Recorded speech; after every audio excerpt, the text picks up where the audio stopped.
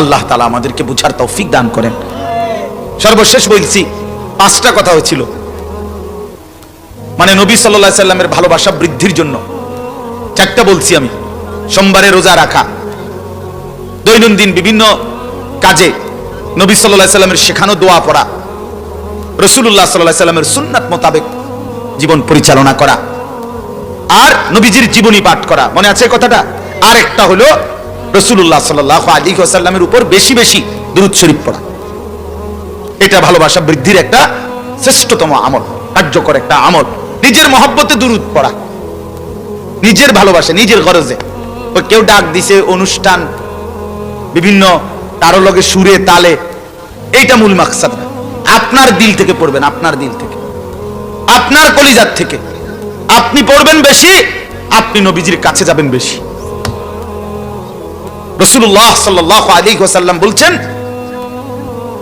আকরাবুন নাসি ইলাইয়া ইয়াউমাল কিয়ামা আকসারুহুম আলাইয়া সালাহ।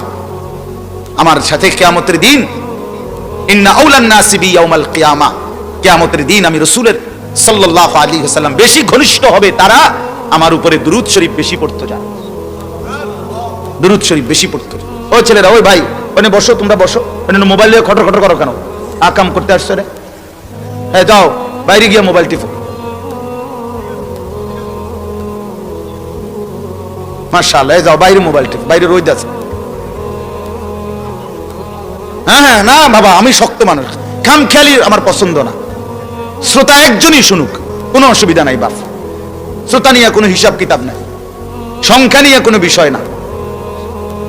সফলতা কিংবা ব্যর্থতা সংখ্যার উপরে নয়, আল্লাহর কথা বলা, বলতে পারাও ভাগ্য, শুনতে পারাও ভাগ্য। মালিকের কথা একবার বললেও লাভ, কোটিবার বললেও লাভ। সুবহানাল্লাহ বলেন। এই একবার বললেও নেকি, 100 বার বললেও নেকি, নাকি একবার বললে নেকি নাই? কথা বলেন না। আযমু মিন উহুদ, আল্লাহ নবী সাল্লাল্লাহু আলাইহি সাল্লাম বলেন, সুবহানাল্লাহ একবার পড়লে উহুদ পাহাড়ের চাইতে ভারী নেকি। উহুদ পাহাড় মানে ওই যে লালমাই পাহাড়? জি না, লালমাই পাহাড় হলো উহুদ পাহাড়ের বাচ্চা অথবা নাতি টাতি হইল।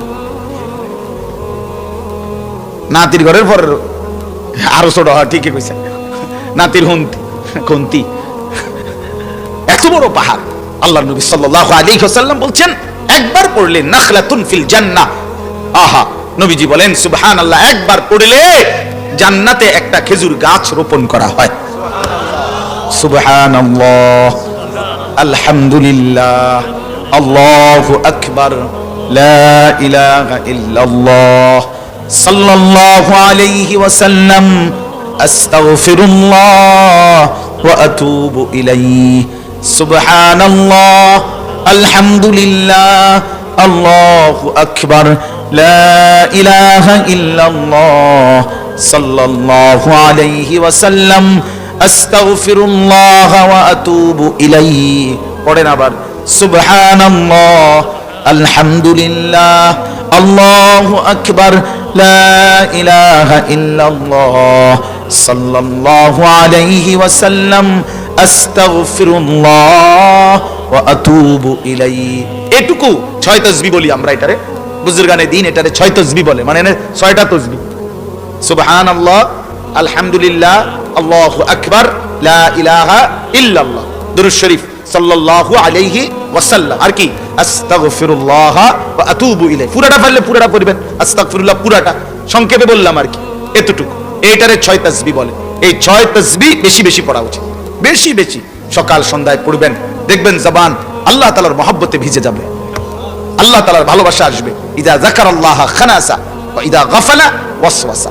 আল্লাহ নবী সাল্লাল্লাহু আলাইহি ওয়াসাল্লাম বলেন, শয়তান মানুষের দিলের কাছে ওত পেতে থাকে, যখন সে আল্লাহর জিকির করে দূরে সরে যায়। যখন আল্লাহর জিকির ছেড়ে দেয় তো শয়তান ওয়াসওয়াসা দিতে থাকে, শয়তান কুমন্ত্রণা দিতে থাকে। আল্লাহ তাআলা আমাদেরকে বুঝার তৌফিক দান করেন। আমি তরজমাটা শুনাই, তাইলেই আমার কথা শেষ।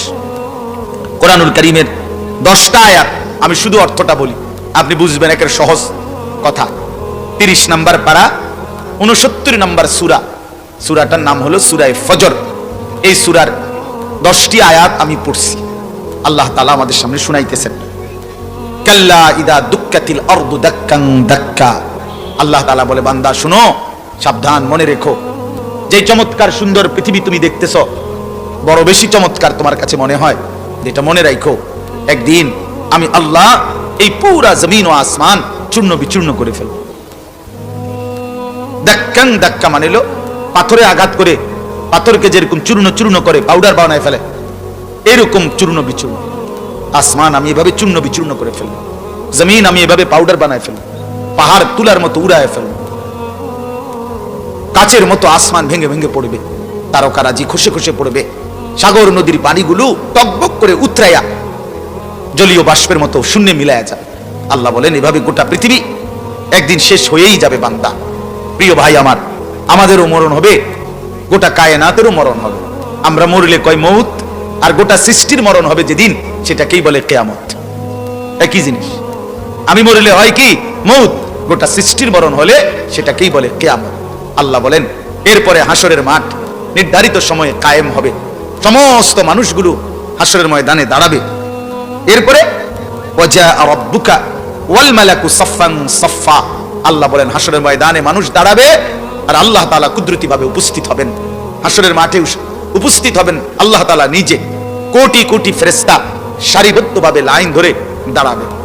এবারে একটু একটা মিনিট কল্পনা করেন যে আমরা সবাই দাঁড়ানো হাসরের মাঠে, মহান আল্লাহ পাক উপস্থিত আমাদের সামনে, আর ডানে বামে চতুর্দিকে কোটি কোটি ফেরেশতা সারিবদ্ধভাবে দাঁড়িয়ে আছে, এই রেডি সব।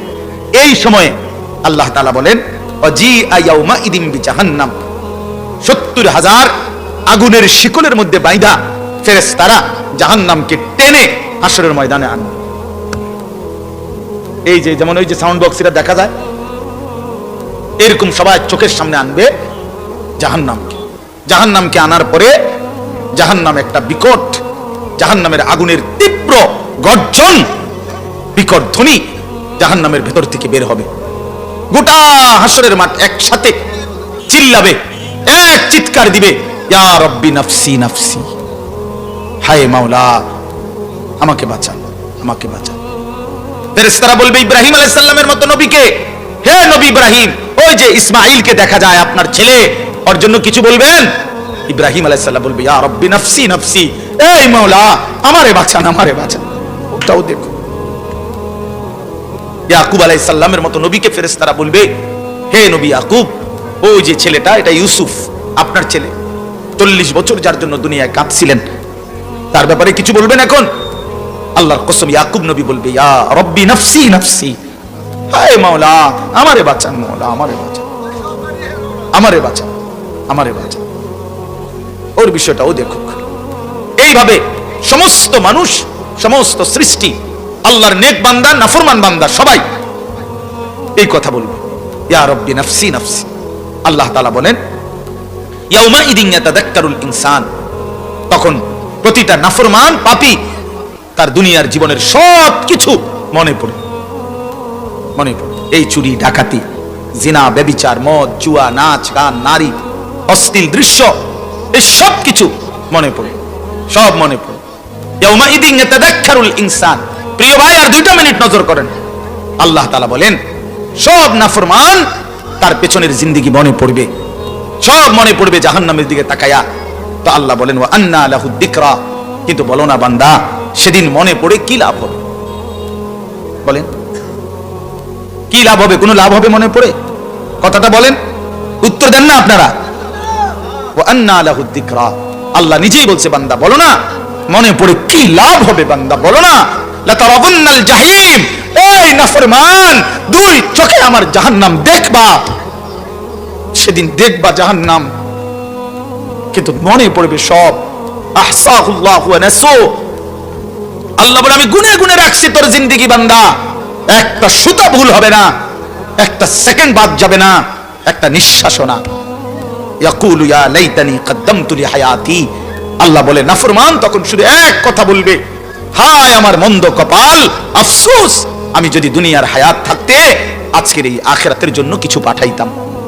ছেলেরা তোমাদের মনে পড়বে, কিশোর তরুণ নওজোয়ান তোমার মনে পড়বে সেদিন, এই রাত, এই দিন, এই সকাল, এই দুপুর, এমন সুন্দর সুস্থ জীবন, এমন চমৎকার হায়াত, মাথায় ব্যথা নাই, শরীরে কোনো রোগ নাই, চোখের সমস্যা নাই, কোমরে, আমার কোমরে প্রচন্ড ব্যথা, আমার চোখে আমি ছোট লেখা কম দেখি, আমার সারা শরীরের মধ্যে কষ্ট হয়, এখন অনুভব হয়, কিন্তু আজ থেকে 5 বছর আগেও আমি ব্যথা বেদনা কিছুই বুঝি নাই। এমন সুন্দর যৌবন, এমন সুন্দর কিশোর তরুণ জীবনটা আমার প্রিয় ভাই তোমরা যারা নষ্ট করে দিচ্ছ। সারা রাত মোবাইলে নারী ছবি উলঙ্গ দৃশ্য দেখো, একটা ওয়াক্ত নামাজ পড়ো না কোন দিন, খোদার 365 দিনের একটা বছরে কোন দিন ফজরের নামাজ পড়ো না। হায় মুসলমানের বাচ্চা, এত বড় জানোয়ার কেমনে হইলা? ওই মুসলমানের বাচ্চা, এত বড় নাফরমান কেমনে হইলি? তোর মালিককে কেমনে ভুলে গেলি? এমন মনিব কেমনে ভুলে গেলি? মা গাররাকা বিরাব্বিকাল কারীম। আল্লাহ বলে, বান্দা আমার মতো মেহেরবান মালিককে কেমনে ভুলে গেল? কেমনে ভুলে গেল? কেমনে ভুলে গেল? আমার মা 2 দিন ফোন না দিলে আমার মা কয় ফুট, আচ্ছা কতদিন হয় তুই যে কোনো ফোনও দেস না। আর মালিক যদি বলে, বান্দা তুই আমারে 365 দিনের একটা বছরে কোনোদিন সেজদা দিলি না, এমন পাষাণ কেমনে হইলি বান্দা? ফায়াউমাইযিল লা ইউআযযিবু আযাবাহু আহাদ ওয়া লা ইউসিকু ওয়াসাকাহু আহাদ। আল্লাহ বলে, নাফরমান বান্দা মনে রেখো, সেদিন হাসরের ময়দানে আমার আযাবের চাইতে ভয়ানক কোনো আযাব আর হবে না, আমার বাঁধার চাইতে বড় কোনো বাঁধন আর হবে না। আমার প্রিয় ভাই, আমার কথা শেষ। মাশাআল্লাহ, আচ্ছা আলহামদুলিল্লাহ, আল্লাহ তাআলা বরকত দান করেন। আমাদের অনেক বড় এক মেহমান আসছেন, বলেন আলহামদুলিল্লাহ। আমার হুজুর বলবেন, আমি বলবো না, পরিচয় হুজুরই বলবেন ইনশাআল্লাহ। তো আমি আপনাদের কাছে অনুরোধ করছি, আল্লাহ তাআলা বলতে চাচ্ছেন, বান্দা আমি কিন্তু বড় শক্ত শাস্তি দেব, বড় বেশি আদর করছি বান্দা আমি দুনিয়ায়, কিন্তু আমি কিন্তু হাসরের ময়দানে নাফরমান তোর এমন মারা মারমু, এমন শাস্তি দেব বান্দা, এমন শাস্তি তোকে কেউ দিবে না। এমন বাধা বাঁধবো আমার ফেরেশতাদেরকে দিয়ে, এই বাঁধন আর কেউ বাঁধে নাই। কাজে বন্ধু আমার, ভাই আমার, নাফরমানের এই জিন্দেগি চলেন ছেড়ে দেই, আল্লাহর গোলামি করি, রাসূলুল্লাহ সাল্লাল্লাহু আলাইহি সাল্লামের সুন্নাতের উপরে চলতে চেষ্টা করি, হারাম বেঁচে থেকে হালালের উপরে চলে, যুবক ভাই, কিশোর ভাই, বয়স্ক বাবা চাচা, অনর্থক জিন্দেগি নষ্ট না করে, আর যে যার যেটুকু হায়াত আছে এটুকু হায়াত চলেন আখিরাতের পুঁজি কামায়। আল্লাহ আমাদেরকে তৌফিক দান করেন।